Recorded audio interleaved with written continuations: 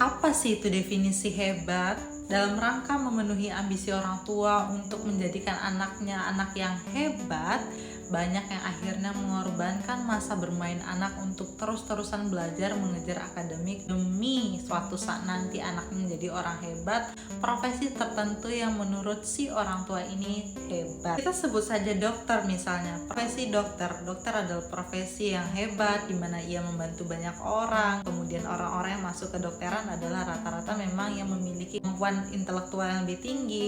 Tapi pernah nggak dengar dokter yang hebat tuh dokter yang seperti apa sih? Kalau kita teliti lebih jauh, menurut hemat aku ya, dokter yang hebat itu adalah dokter yang mampu menangani pasiennya dengan baik, mampu berkomunikasi dengan baik dengan pasien sehingga pasien merasa nyaman, kemudian berelasi antar sesama dokter juga mampu, kecerdasan emosionalnya bagus, kontrol dirinya bagus sehingga ketika menangani pasien tidak gampang panik dan sebagainya.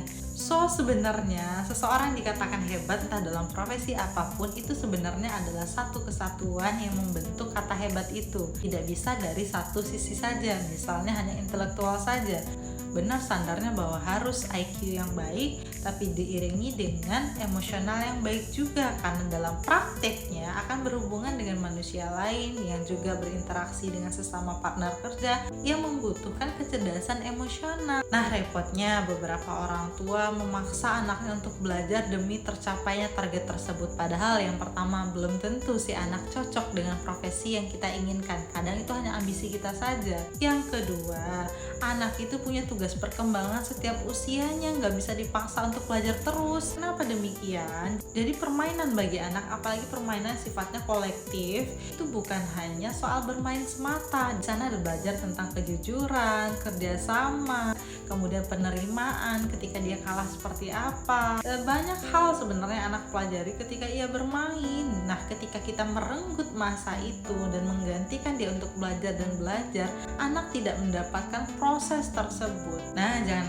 salahkan, anaknya gampang tantrum, sulit berkomunikasi dua arah dengan baik, sulit mengutarakan apa yang ia rasakan, tidak mengerti dengan perasaan-perasaannya, terkesan egois, mudah marah, dan nanti ketika sekolah kemungkinan bisa jadi pelaku perundungan, dan bahkan di beberapa kasus ekstrim sampai mungkin menghabisi orang tuanya atau orang terdekatnya. Ini bukan semata salah anak, anak punya tekanan yang besar dari aturan-aturan yang kita buat. Belum lagi kita memaksa ia untuk berjalan di jalur yang tidak sesuai dengan dirinya. Tentu itu sangat bertolak belakang dan membuat ia kemudian merasa resah dan tertekan. Bapak Ibu mungkin punya cita-cita untuk seperti apa dulunya tapi tidak tercapai.